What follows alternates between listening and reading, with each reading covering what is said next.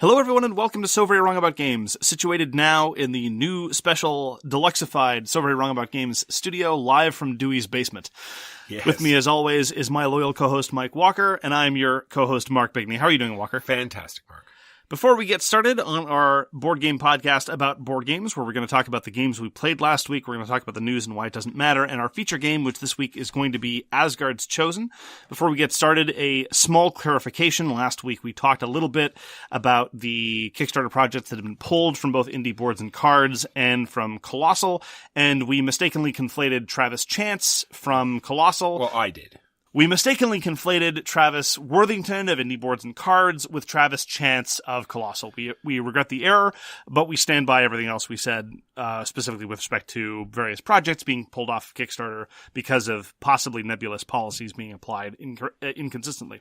At any rate, with that solidly behind us, let us get into the games we played last week, and I'm going to start things off by talking once again about Just One. Just One has been nominated for the SDJ. It is a word party co-op game where with just a single word clue, you're supposed to clue somebody into what a word is, and if anybody gives the same clue as anybody else, all those clues get wiped and the person doesn't get to see them. And it's still very fun. I played 3 games back to back to back. It's relatively quick, great for new players, also good for gamers. It does, however, raise, the more I play it, and the more frequently this is coming up, very serious metaphysical questions, because you're not allowed to give a clue that is a straight synonym of the thing that you're trying to clue into. And then you start getting into fascinating questions. Is Aries a synonym for Mars? Well, probably, but maybe not. Is the North Star a synonym for the Morning Star? Well, maybe, but maybe not.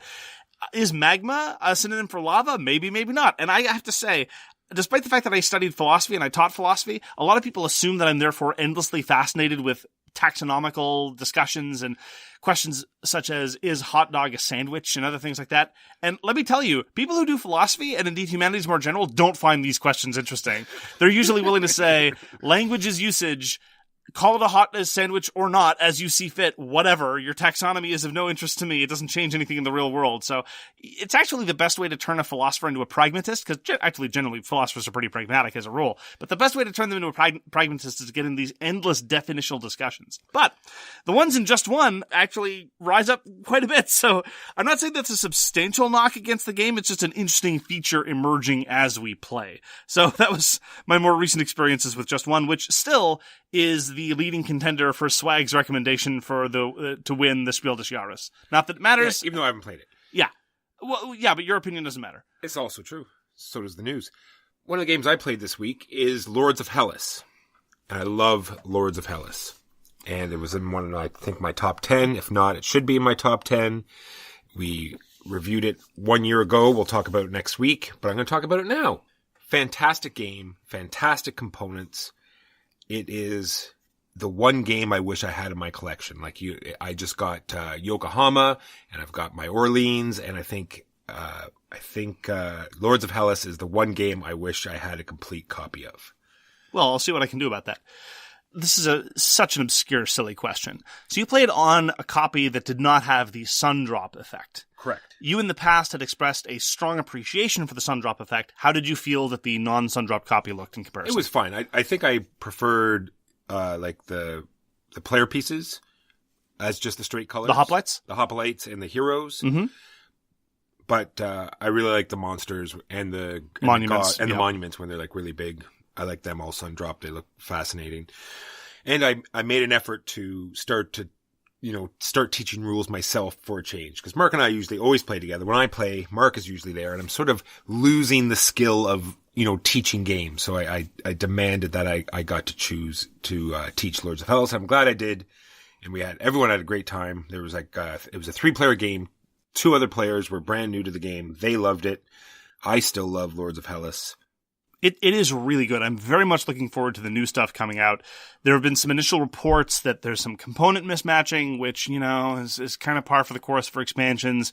Cards not matching, boards not lining up, things like that.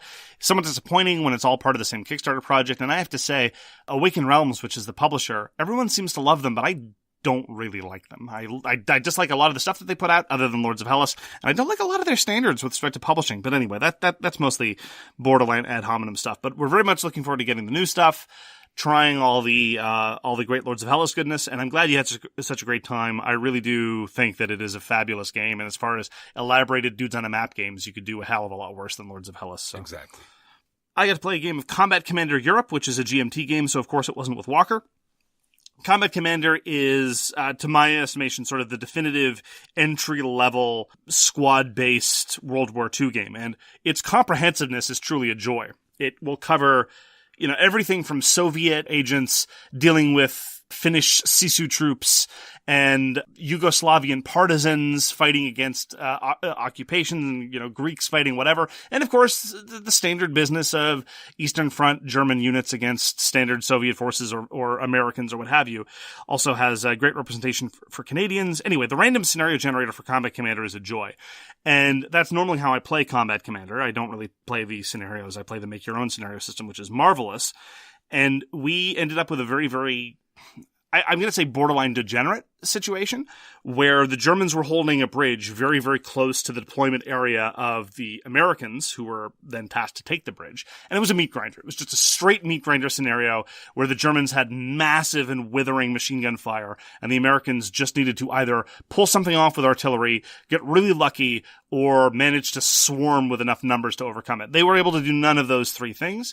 And we felt that the scenario didn't really show the system to its finest, but even in those contexts, even in a borderline degenerate case where the scenario details aren't particularly compelling, I really like Combat Commander and I really stand by it. A lot of wild things are going to happen, but in terms of this nebulous feature of games that tell stories of a narrative that emerges from the events that happens, I think that Combat Commander is tough to beat for any kind of game, really.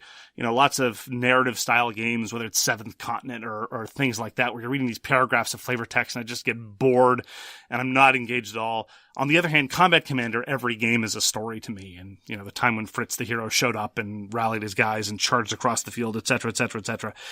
And I really do recommend it. If you're looking to get into wargaming, Combat Commander is a very, very, very light one, but it still has lots of historical detail. And for what it's worth, I'll mention again, it has the single greatest rulebook that I've ever read in terms of clarity of presentation and for quantity of pure Elliott Trudeau quotes. So my highest possible recommendation for Combat Commander, if that is your kind of thing. And it also has vague evocations of Upfront, the old Avalon Hill classics. So had another great play of Combat Commander.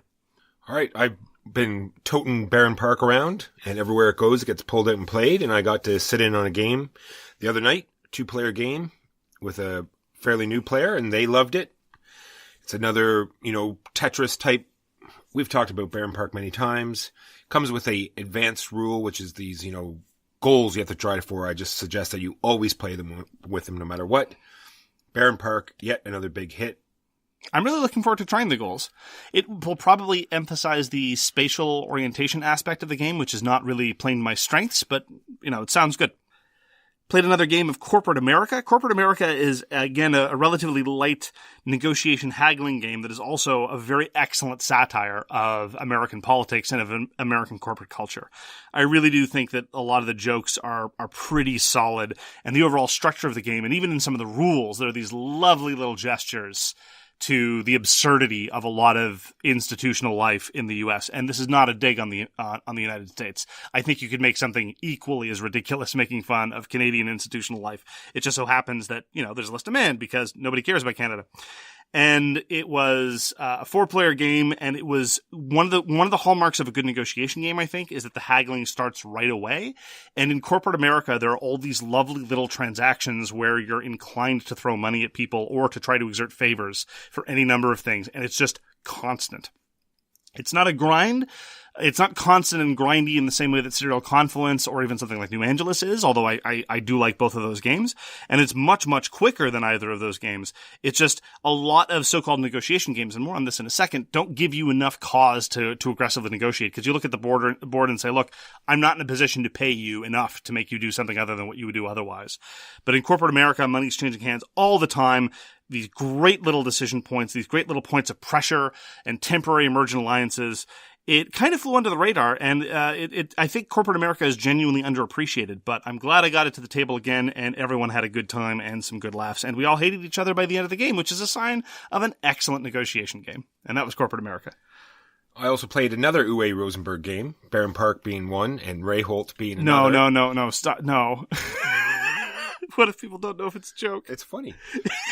That's why. That's what we makes know. it funny. We know Uwe Rosenberg didn't design Barenpark. So I played Reykholt again, and every time I play it, it does seem like it is definitely an entry level game, but I still have fun playing it. There are definitely different avenues that you can pursue. There are cards that give you special abilities. You're trying to, get your, vegetable producing engine going faster than everybody else. There is a little bit of decision space, beating people to certain spaces, and I still have fun playing it. It's definitely not a game that I would choose to play, but given the right crowd, if you're like in a starter crowd or something a little lighter, this is definitely, keeps you engaged and it's still fun to play. And that's Reykholt by Uwe Rosenberg. Played my second game of Burning Suns. I talked about Burning Suns a few weeks ago. This is a sort of a 4X game designed by Emil Larsen that was kickstarted many years ago, and many people still don't have their copies. But the first time we played it was a 4-player short game, and I felt that it was a very, very solid entry in a sort of 90 to 120 minute 4X game. And I didn't understand where a lot of the criticisms were coming from. Well, now I played a 3-player short game, and now I understand where a lot of the criticisms are coming from, because I think that 4-player, this is the benefit of playing games multiple times. As a reviewer, this is not news to me. The 3-player setup, and in a short game, increases the point horizon a little bit, as you would expect. And I think that 4 players in a short game is just about perfect, because the way the point thresholds work, the game ends when someone hits a certain number of points. And like many 4X games, initially you just start gobbling up uninhabited or loosely defended systems that are just garrisoned by whatever troops the game says they have, rather than directly taking them from other players. And then after that, you start looking for those other incidental points, and then you start introducing the friction with players. And of course, there's a balance there, especially in a game like Burning Suns, where you can take points from other people. This isn't a game where everyone's constantly climbing up. You can steal points from people.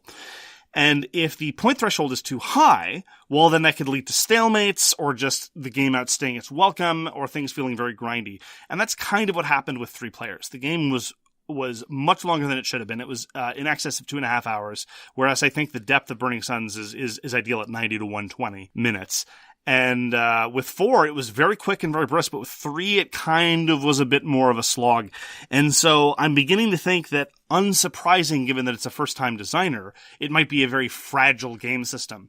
And it really only works under certain ideal conditions. And so I don't know if I'm going to try to get Burning Suns to the table again. Certainly not at 3 players. I don't think I'd want to do that. And I don't think I'd ever want to play the long game, because just slapping on an extra couple points for the threshold to end the game would just emphasize that grindiness and just waiting for someone to get lucky and get that right combination as points swing back and forth. And, I still think the systems are fundamentally smooth and pleasant. I just don't think that it wants to be in a situation where it can outstay its welcome. So I was somewhat disappointed by my second play of Burning Suns, and I'm not sure I'll be hankering to get it to the table. And I can certainly say that the 2 people I played with most recently were not fans and would probably not ask for it again. So that was Burning Suns. All right, well, that reminded me of a game that I don't have on my list that you and I played when I talked about, fragile at a certain player count. Mark and I got 51st State to the table. And it made me think that I think it's a very fragile game at 2 players.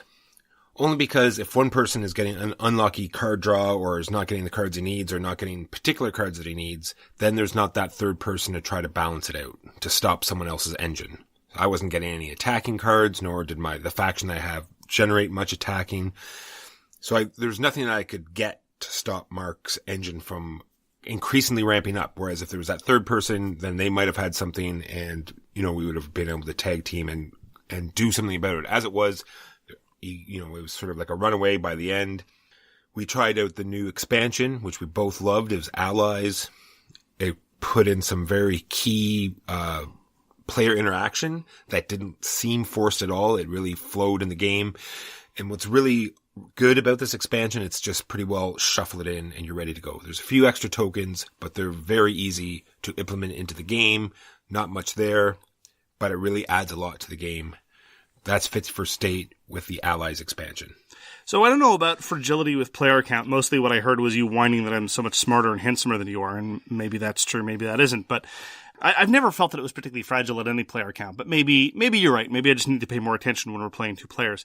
But I definitely agree with you that the Allies expansion set is the best of the bunch. Now, with 51st State Master Set, there are the 2 that come in the base box, which as we commented in our review of 51st State Master Set, I didn't find the base game quote-unquote expansions were particularly outstanding.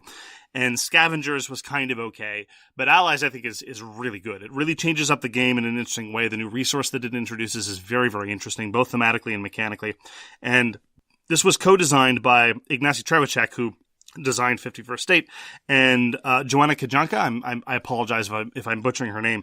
And she's actually involved in co-designing the new Imperial Settlers base set. And I have to wonder if it was her input that made things quite different from all the other stuff, which was just done by Trzewiczek. And so I'm very much looking forward to her future output. In the past, she's just done expansion work for Portal and, in development work for Portal.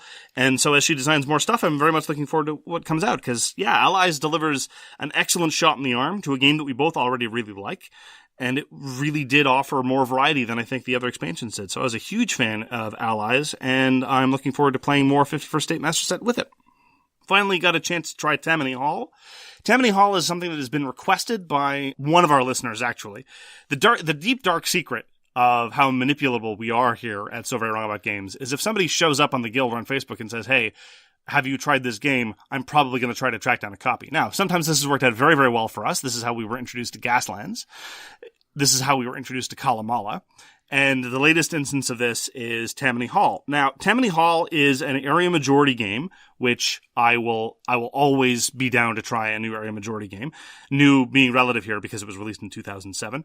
And on top of that is added a sort of a blind bidding system with a kind of pretext of negotiation. I say pretext because this is one of the red flags with respect to Tammany Hall. This is one of those games that says in the rulebook and says in its presentation, make alliances, make deals, backstab, blah, blah, blah, blah, blah, but you can't trade anything with anyone. And I often find in games that want to have that dynamic or say they have that dynamic where there's no actual ability to make deals other than just the emergent board state, you often end up, as I said, in the context of what corporate America doesn't do. Everyone just staring at the board and saying, well, my interests are clear, your interests are clear, okay, let's just go do our thing, which is kind of what happens in Rising Sun. I was just about to say the exact same thing. Yeah. And in Rising Sun, you have currency that you can Exactly. pay. Even despite the fact that you can pay people, you end up having that Rising Sun. Exactly. So I was worried that was going to happen, and I'm also very, very loath to have games where there's lots of blind bidding. Blind bidding can be desperately unsatisfying. It can feel very arbitrary, and it's pretty much my least favorite method of bidding, and it is one of my least favorite methods of resolution. QB also Rising Sun, but the blind bidding of Rising Sun is okay. I don't mind that too much. Anyhow, suffice to say that my first experience with Tammany Hall, it was only with 3 players, which I don't think is ideal. I think Tammany Hall wants more. But I was very pleased. First of all, the rule set is very, very, very light. It's very approachable. What you do in your turn is very simple, but it really emphasizes the trade-offs you need to make about the territories you fight, about the investments you need to make. As far as the blind bidding goes, I kind of liked how transparent it was at the outset about how you and I will be fighting over a series of territories, and these are the resources that we have to fight over those territories. And so you have to be really careful about where you spend and how and when you fight and what you give up. In other words, it's very much like an area majority game. So it felt to me more like an extension of those good kind of trade-offs in an area majority game that I really enjoy, rather than the arbitrariness of some blind bidding economic games. Further to which, the whole issue of making deals and kind of short-term alliances kind of sort of did manifest. I had a sort of runaway first round of Tammany Hall, and the other 2 players then decided that they weren't going to fight amongst each other ever. They were only ever going to contest me, so as to try to hobble my progress, which was entirely reasonable, and it kind of sort of worked out. It definitely had a bit of a runaway leader problem-ish in this specific game context. I don't know if that's the fault of the game or an unusual feature of how we did things. But they were able to make inroads into what seemed like an insurmountable lead, and they definitely did better once they started colluding with each other. Now, is this going to indicate that there's, solid negotiation elements here? I don't know. I'm looking forward to seeing. I want to try it with more players, definitely at least 4. And there were a lot of really neat bits about what regions you want to fight for and when and how and the different political roles that get handed out. The theming is relatively decent. You get to engage in lots of fake racism, which, is whatever. Like, deciding because you're the chief of police, you need to round up all the German immigrants because they don't like you and you want to win their neighborhoods. This is actually something you can do in the game. I don't know if that's your bag, but in the context of 19th century municipal politics, maybe that kind of stuff happened. Anyhow, so that level of awkwardness and a sort of brutal theming for it. Tammany Hall, as I say, was interesting and pleasant, but we did not try it under ideal circumstances. So I'm looking forward to trying it with more and seeing what happens when there's possibly less of a runaway leader situation. But thanks again to our listenership for the recommendations. Keep them coming, and probably more details on Tammany Hall to follow. All right, my last thing is just an electronic thing. If Codenames is your bag, then there's an app called Heads Up, and it's much lighter than Codenames. It's pretty well, one word will flash up. You put your little cell phone or electronic device above your head so everyone can see it but you, and then they have to try to get you to guess the words, and you have to guess so many in a particular amount of time, and you flip it one way or the other if you get it wrong or right, or if you want to pass. And there's all sorts of different categories and different ways to play. Apparently they play it on a show called Ellen DeGeneres. I have never seen it. I have no idea what it's about, but apparently it's her game. So I don't want to not give her props for it. So it's called Heads Up, and we had a ball played it for about 2 hours with children and a family, and it was amazing, good fun. So now on to the news and why it doesn't matter. So first up, and this actually kind of does matter, I talked earlier about Combat Commander Europe. Combat Commander and a number of other games were designed by Chad Jensen. And Chad Jensen is currently undergoing chemotherapy. He was recently diagnosed with cancer, and he's going to be uninsured for a portion of that treatment. And given that he's in the United States, that means it's going to be very, very expensive. He's got a GoFundMe. And I can certainly say personally that Combat Commander and the works of Chad Jensen have given me a lot of enjoyment over the years, and so I'm definitely in favor of throwing some support his way. A link to the GoFundMe will be in the episode description, so if you are inclined to go check that out, please do. My bit of news, we've already talked about it. Seems talk about board games after that, but whatever. Just a second. It's kind of the nature of the show. All right, so we've already talked about this game before, but now it's actually seems to be out and able to pick it up. It's a dexterity game called Tukey.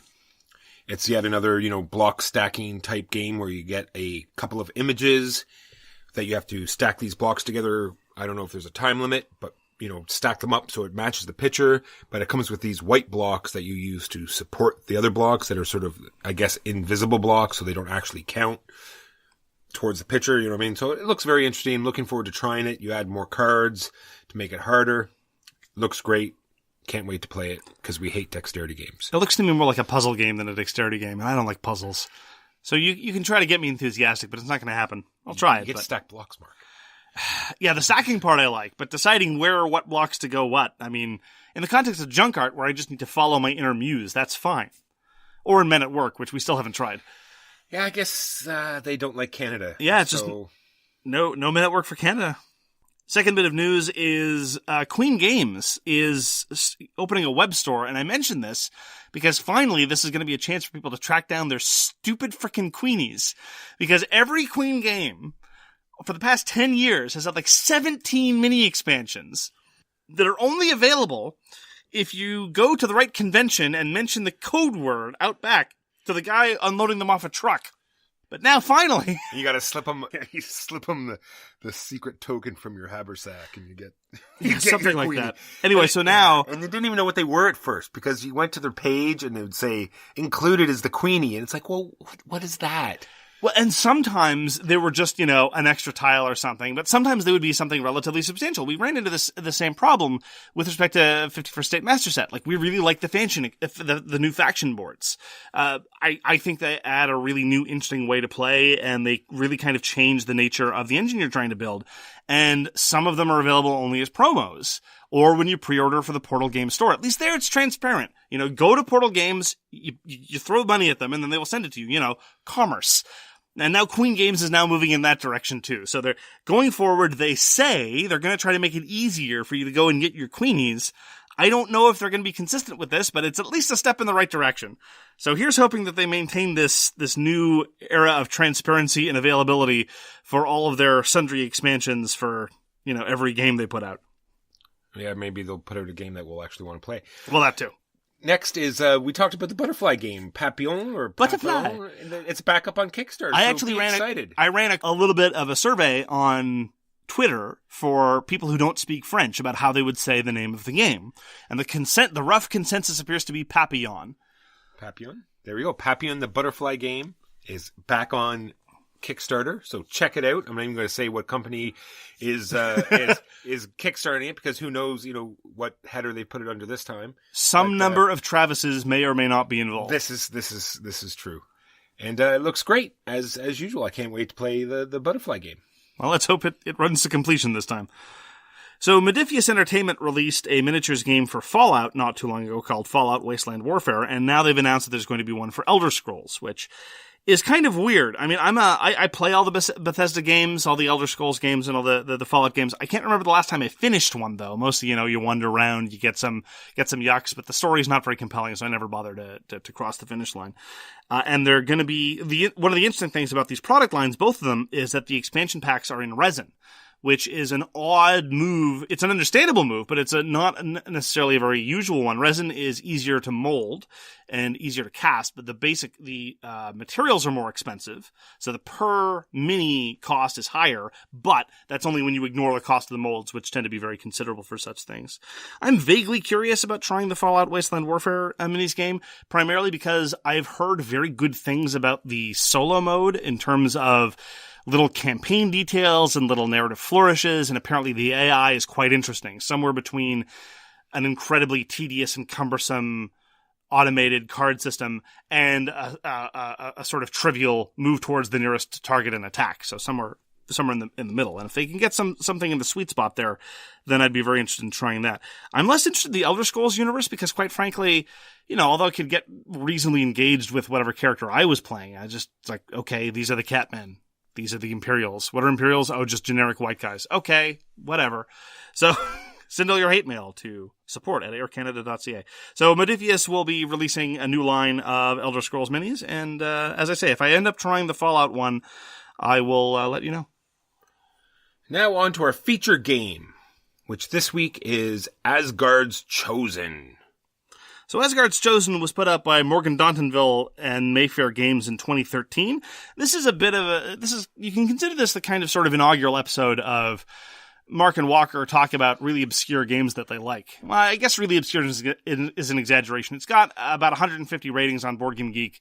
It is not exactly very mainstream. It isn't talked about much, and it isn't even very well regarded. It's got an average rating under 7 on Board Game Geek, which I think is borderline criminal. And this was one of those instances of a designer releasing something after I'd already been following their comments on Board Game Geek for some time. This is definitely true of the designer of Cataclysm. I was already interested in Cataclysm, and then I saw, it's Scott Muldoon. He's been a geek buddy of mine for years. And so the same is true of Morgan Dontonville, because the only other stuff that he's done as design credits is kind of sort of like Joanna Kajanka at Portal. He did work on this promo here, work on this expansion there. But in terms of being the credited designer of a full game, Asgard's Chosen is pretty much it, which is a bit of a shame. And this is back when Mayfair was a thing. Mayfair is now defunct. In 2013, they were already starting their decline. Their heyday was definitely before that, when it was pretty much just them and Rio Grande as far as Euro games were concerned.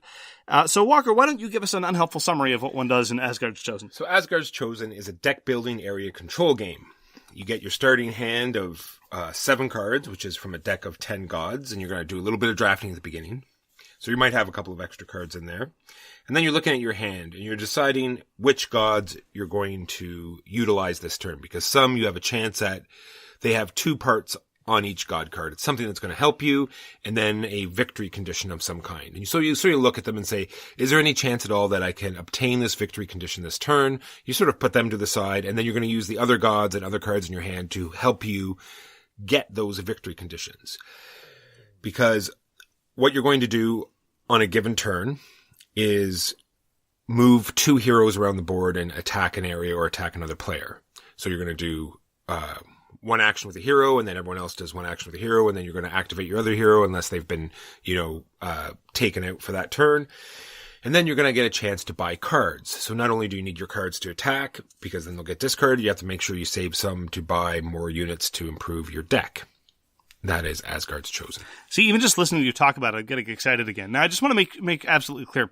Asgard's Chosen has some problems with it, but there are things that it does that are so unique and differentiate it from a lot of other also-rans in its genre that every time I get to play it, or even just thinking about it, I get enthusiastic because it's so neat. I'm going to start with one of the things you talked about, and that is specifically the God cards. In deck-building games, all deck-building games, whether they're incredibly simplified deck-building games like the Shards games or the Realms games, or even the hyper-elaborated games that are barely deck-builders anymore like Mage Knight, they all have a fundamental question, which is how do you deal with your starting junk? Because your starting cards are always going to be worse. Now, there's another way to do it. Just as a minor aside, you could do things the way Martin Wallace did in A Study in Emerald and make your starting cards better than the cards you acquire, but then you end up with a trash game. But in Asgard's Chosen, what you do with the garbage cards is fascinating because in one way they're trash because they're just value 1. They contribute 1 towards combat and they contribute 1 towards buying things, which is awful. But on the other hand, they're the most important cards of the game because they are your victory conditions. You have 10 different gods and 10 different victory conditions that you need to satisfy. Now, how many you satisfy is a function of what kind of game you run. The rule book suggests anywhere from 4 to 7. More on that later. But so you absolutely need them, and you get to look at your hand and decide which of these can I make a play for this round, which of these can I not. And furthermore, more broadly, in a more strategic level, you can know that you need to start building towards some of these other ones, even if you can't do them this round. And it is such a novel approach to what to do with starting garbage cards. I adore it. Well, let's just I want to hit on that before we go any further, because all 10 of these cards are all different victory conditions. And all 10 of these also give you a Benny if you place them as your main card for that turn. And all of those special Bennies are all completely different as well. And in order to achieve an objective, the card still has to be in your hand. So you can't put it at the beginning of the turn. You can't have used it for anything else. When you satisfy the victory condition, then you put it out and you put it to the side. But that is another really cool choice that you have to make, because once you've scored that, it goes off to the side. So that's great. You're getting towards victory condition, but now you can no longer get that benefit that god could give you. That is to say that's not fantastic. They're all useful, but I don't really think that is a huge decision space because, they're great abilities, but getting those victory points out when you can is definitely the most important part. Let's stay on the cards. I just want to keep going just because I want to stay on the actual cards themselves, because this game does something that I wish almost every other game did, or I wish they would do, sorry. And that is that when there's an ability or something that triggers, or when you should play the card is usually when it'll have a symbol. And every phase of the game has a symbol. And every rule on the card has a symbol beside it. So you know exactly when that card needs to be played. No questions asked. So you can look through your hand and say, oh, it's the quest phase. Do I have any quest cards? No, because I don't have any cards with the quest symbol. Boom, done. It's the mustering phase. Do I have any mustering cards? Nope, because I don't have any symbols.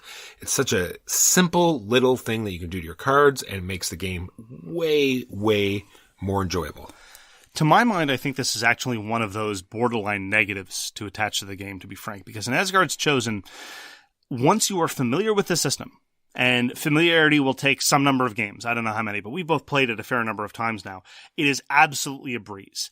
But when you are first learning the game, your first couple of games, it's actually very, very daunting because it is not uncommon, whether it's on a god card or anything else, for there to be an icon to say you play it in, say, phase 2, and then it will give you a benefit in, say, phase 4, and that is made clear in the text of the card. Now, for you and I, we've done this before, it's no problem.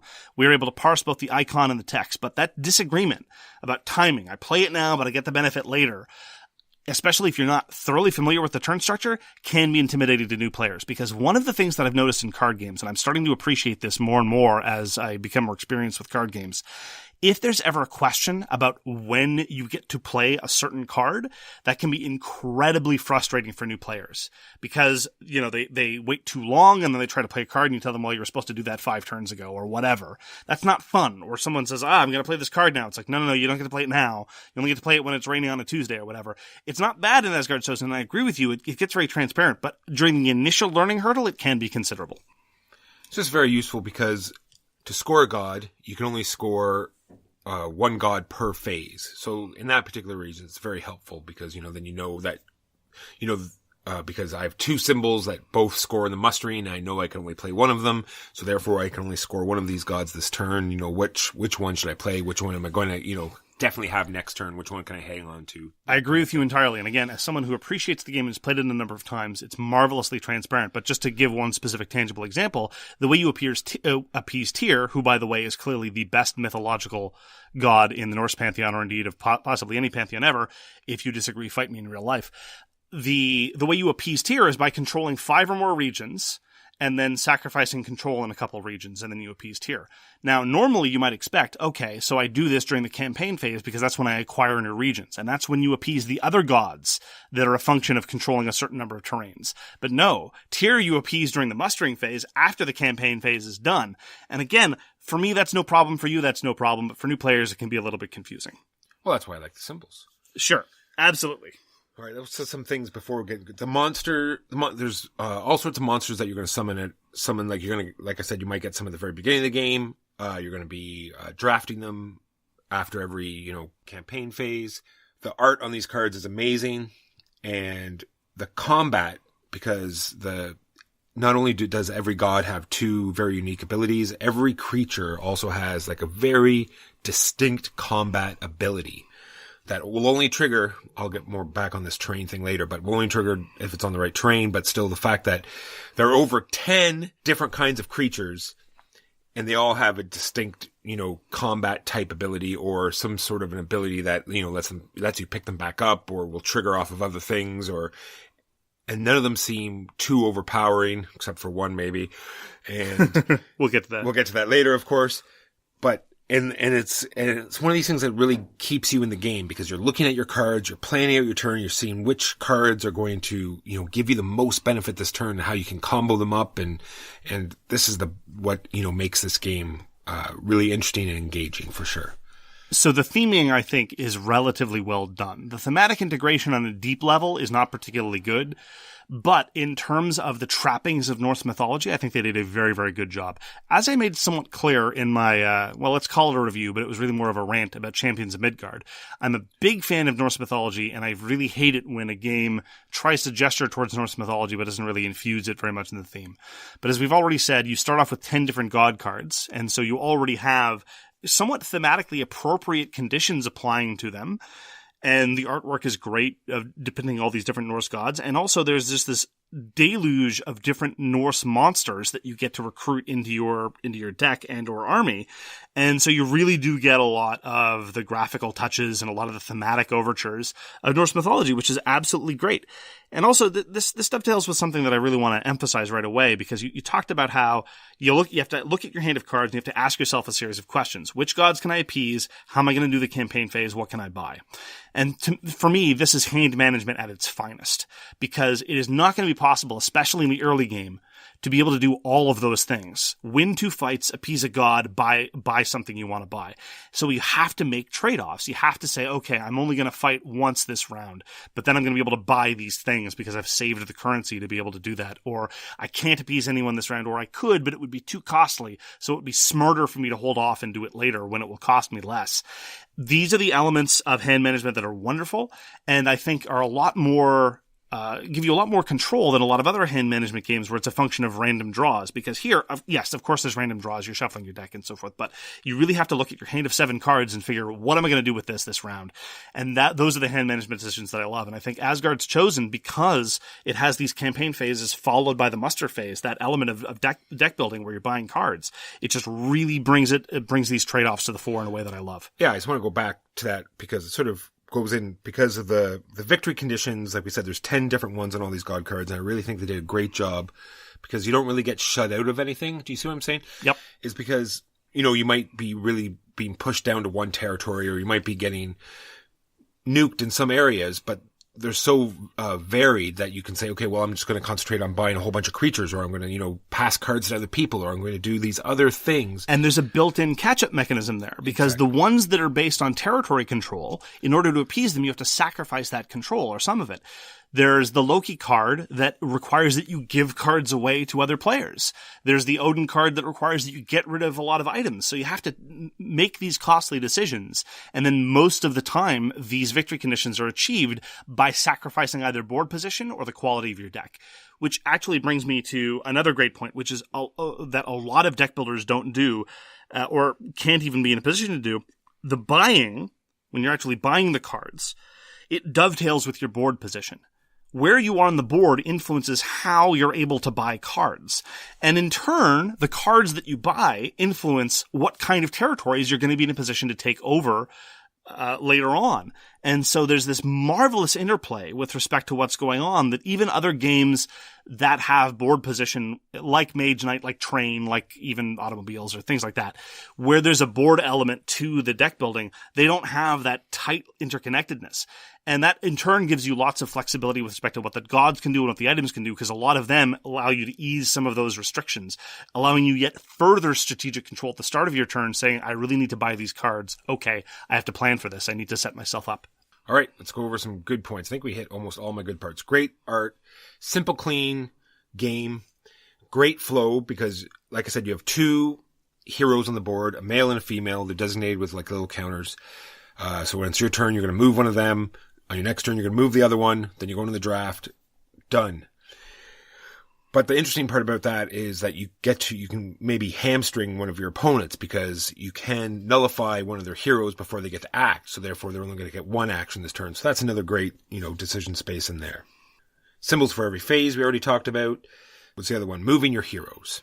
So on your turn, you're going to move your hero. And if you move into an opponent's area that they control, you fight them for it. Or if you move into a neutral territory, you're going to fight them for it. But the awesome part about moving your hero, it's much like many games do this, where you can freely move through all areas you control. So that you're never, blocked in or feel as though you can't get to where you need to go, because you can freely move through all of the territories you control and then attack out from there. And I wish more games did that, because it's easily, because you're doing it in all these war games. Okay, you're, advancing, these guys move here, and then those guys will move. It's this weird chain effect, whereas in real life, they would all just push forward one space and then you'd get those troops right away. So I don't know why more games don't do it that way. I don't know about it in real life, but yes, it's a very dynamic, it's a very confrontational game. And furthermore, sometimes you do end up building yourself into a corner, but it's always your fault. In games of Asgard's Chosen where I've done really badly or where I've hamstrung myself, it's again because I got overambitious. I appeased a god sooner than I should have. It's because I didn't think about what my next turn was going to be. Very rarely is it the case that someone attacks me for no reason and then I'm completely hamstrung. Usually when they attacked me, I should have seen it coming, or I should have been able to put myself in a position where I had an exit strategy. So despite the fact that you can fight other people, you can take each other's territories, in addition to that marvelous little sort of catch-up mechanic that I talked about in terms of appeasing gods, there's the strong element of knowing how your board position is going to evolve. And it is absolutely wonderful in that sense. That's all my good points. Do you have any other points you want to make before I go on to bad points? Let us speak of the bad, because despite my enthusiasm for Asgard's Chosen, I think it has some relatively significant downsides. So it's another one of these luck of the draw games. So depending on your board position, when you draft, you could lose out on things you need. But the biggest part of the luck of the draw comes when you go to attack, because when you attack a neutral territory, you're going to be drawing off this deck of monsters to see what there is defending. Now, what can happen when you draw off this deck? You could get events that don't do anything. You could get items that don't do anything, or you could get monsters that don't work well in that particular train. So therefore, they're thrown away as well. So some people might have to fight, two overpowered monsters. Other people might have to fight nothing. So you're really under the luck of the draw. Sometimes it can be very punishing. Sometimes, and this is the same thing when you attack another player, because they also get defenders and a bodyguard. So you could really, sometimes get a bad luck of the draw. I'm not super concerned about that, because generally speaking, if you're going to attack something, you should expect to have to pay for it. Sometimes people do get terrains effectively for free, and that can be a little bit frustrating when you yourself have run up against the roadblock of a giant troll and a dragon over and over again. And I respect the fact that that might be awkward, but it happens so often that I find that it normalizes itself rather neatly. The thing that I find a little bit more tricky, but again, planning can mitigate this, is something like appeasing Odin. Odin says, in order to appease Odin, you need to get rid of 3 different items. It's like, well, you may have 5 items in your deck, but you need to make sure that at least 3 of them are in your hand at a given time to appease Odin, as well as the Odin card. Now, in context where you have to carefully plan that out and hold on to those cards from round to round and to appease Odin, that's fine. But when it just lands in someone's lap where on a random draw of 7 cards, they got those 4 that they needed, that is a little bit less satisfying. But honestly, so I agree with you that there's a fair amount of luck of the draw, but on the scale of deck builder games, it's really on the lower end. 100%. Next is, it seems to have an overly complicated terrain system. Because we've already touched on some monsters do really well in certain terrain and they can't be played in other terrain.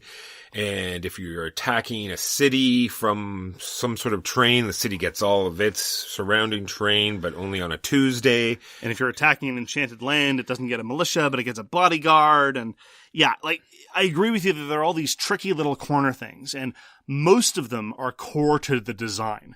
And a lot of it is expressed in very particular terminology on the cards. Normally when I'm teaching a game, I seek to abstract away from the technical terminology as much as possible to make it accessible to new players. Sometimes this is a mistake. I still remember the time I taught El Grande entirely using terms like cubes until I remembered that, oh wait, there are action cards that specifically talk about caballeros and the provinces and the court. I'm like, okay, let's start again. There's no good supply or bad supply or cubes. We now have to have caballeros who go to the provinces or to the court. And so when teaching Asgard's Chosen, you have to be very careful about words like sacrifice versus banish, and muster versus take, and militia versus bodyguard, when you can play what cards. And I talked about that a little bit earlier. And it's just a little bit, as a result, it's a little bit more gritty than I'd like, and that does serve to interrupt the flow. Now, again, allow me to stress, once you've got a few games under your belt, this is a very quick game that flows very smoothly and everything is super clear. But those first couple of games, it can be super intimidating with a whole bunch of, no, you can't play that card then. No, sorry, you can't buy that card because of this thing. No, you can't play this card now. You could have played it this other time, but you didn't. And then this thing, it's like, oh, I get to do this thing? No, that's mustering, not taking. And it's not fun to have to say that to a player. And as a result, I've known a number of players who couldn't quite grasp that terminology and they had a terrible time with Asgard's Chosen. And I'm sympathetic to that. And my only other bad point is the fact that we've had to introduce a house rule. Like we've said at the very beginning of the game, you're going to turn up a bunch of cards, and you're going to draft 2 of them. Sometimes, and like we said, luck of the draw. There might be some very high powerful cards in there, so we've just introduced a rule that, over a certain value, you can't pick those, you have to pick the lower ones. Specifically, the card that inspired this house rule is the troll, because the way the troll works is when you trigger the troll ability, not only is the troll one of the strongest early monsters in the game in terms of numerical value, the power of the troll is that it goes back into your hand. So not uncommonly, when we played without this house rule, very, very frequently, and it's a smart thing to do, someone would take the troll, first campaign, play the troll, take the troll back, second campaign, play the troll, take the troll back, time to muster, use the troll to buy something great. There you go. Awesome first turn, and there's not a whole heck of a lot that anyone can do about it because of just the way the troll works. So now we don't let people take trolls, we don't let people take value 3 cards. So no dragons, no Fossagim. Well, the Fossagim would be fine, but whatever. The formalism is you can't take level 3. We highly recommend this. It's one of the only variants that I regularly use for games that I bring back to the table. It's also the case, and I just really want to emphasize this, and it makes me feel petty saying this, but the components are absolutely terrible. The art is great. The art on the cards is great. I love the depictions of the gods. I love the depictions of the monsters. But the problem is that the color matching, which is key to the terrain system, which is one of the key ways how the game works and a key source of confusion, the color matching is not very good.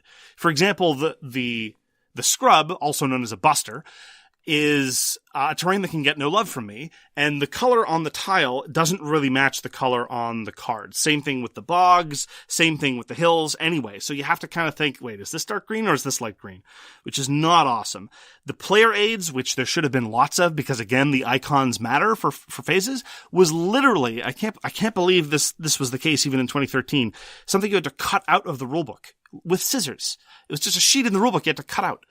Like it was some sort of Mad magazine from the 1980s. It was bizarre. There was a misprint that they covered with really shoddy quality stickers. Anyway, it's the fact that it's unaesthetic and flimsy is problematic, but the fact that it actually impedes understanding of how the terrains match is seriously, seriously problematic. And it's weird because Mayfair used to be the good company, especially when compared to things like Rio Grande, because they reprinted Alia games, and Alia games are still very flimsy, and Mayfair had better quality components. I tried subbing in minis at one point when playing Asgard's Chosen, specifically from Blood Rage, but they're too big and so they don't really work. I'm okay. I've come to terms with it. And again, once you've played a number of times, the color matching is okay. You accept the fact that this brown is not going to match this other brown and the grays don't match and all these other things. But again, that initial barrier to entry for Asgard's Chosen is increased by virtue of the subpar components. The game's also kind of sort of out of print, but the good news is nobody other than us likes it. Well, and by us, I mean people who play with it. So you can find it on Amazon for, a certain major online retailer for hardly any money at all. If you want to go to the Board Game Geek Marketplace, you could probably get it for a $10 bill to the right person. So there's that. Finally, one other minor negative that I have about Asgard's Chosen, and this is very much a pet peeve. There's a certain kind of lack of editorial vision. This is, in a certain way, Asgard's Chosen was ahead of its time. Now every game can be played as a campaign game, as a solo game, as a co-op game, as competitive. Asgard's Chosen is a bit of that. There's a solo version, there's the co-op version, there's the competitive version. If you're playing the competitive version, you can play the intro game, or the beginner game, or the standard game, or the standard game with the optional expert variant. And you can play with or without terrain drafting, and you can play to any number of 4 to 7 victory conditions. And so it's going to take a little bit of effort to figure out how you want to play the game, because they haven't been very clear in the rulebook about the ideal curated way to play. We mostly play to 5 or 6 victory conditions because 4 is too quick, and we don't really follow the intro baby training wheel stuff. But again, I wish that had been kind of ironed out in the original publication. It's also worth noting that the solo is okay once you use a variant that was posted on Board Game Geek. Otherwise, it's way, way, way too easy. I'll post a link in the episode description as well. And with that variant, it's actually reasonably tense. So it's certainly not something I would do on the regular, but it's a good way to learn the game, if nothing else. And that's Asgard's Chosen by Mayfair Games. Yeah, Blast from the Past, as I say, it was published in 2013 and largely flew under the radar and is not very well regarded for reasons that we don't really understand. I think the fact that it's a number of the components are pretty ugly, I think, factors into it. And the barrier to entry probably factors into it too. But it's a very simple game, flows great, has a lot of things going for it that other games don't do. And in a market oversaturated with both area control games and deck building games, this is a very, very, very fun, underrated, overlooked gem. And the fact that your two heroes don't really even seem that they come from the same game. They really don't, though. Yeah. The one's like a flat, and the other one's round. It doesn't seem. It seems like they were like sort of tossed. It looks a little salvaged or bespoke. Exactly. Yes.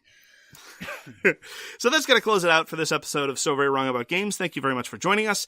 If you'd like to get in touch with us, you can reach Walker via his email, justrolledadice@gmail.com. That's justrolledadice@gmail.com. You can reach me, Mark Bigney, on Twitter @TheGamesYouLike. For more public discussion, you can find the So Very Wrong About Games Facebook page, or you can check out our Board Game Geek Guild, which is guild number 3236, and you can find us on Patreon. We read everything you send us, and we'll get back to you if we can. Thanks again for tuning in, and we hope to see you again soon. That reminds me, Mark, this is episode 70. So we didn't talk about our Patreon. I was hoping you were going to forget. But you're the one that said we had... No, this is your idea. Oh, we have to do... Okay, I thought you wanted Talking about money makes me feel dirty. I'm a good then we'll never talk lower middle class Canadian I'm the one boy. that said we had to restrict it to every 5th episode. But if you don't want to talk about it all, then we won't even do it on every We are 5. extremely grateful to our Patreon supporters. We are. We've got lots of Patreon exclusive content. We have a Patreon. Done. Take care, everyone. Peace! You've been listening to So Very Wrong About Games, produced by Michael Walker and edited by Mark Bigney. Special thanks goes to What Does It Eat for generously allowing us to use their most excellent song, FOS, as our theme. You can find them at whatdoesiteat.com. You can reach us by email at soverywrongaboutgames@gmail.com or on Twitter @SoWrongGames. Thanks very much, see you next time, and always, try to be right, but remember you are so very wrong.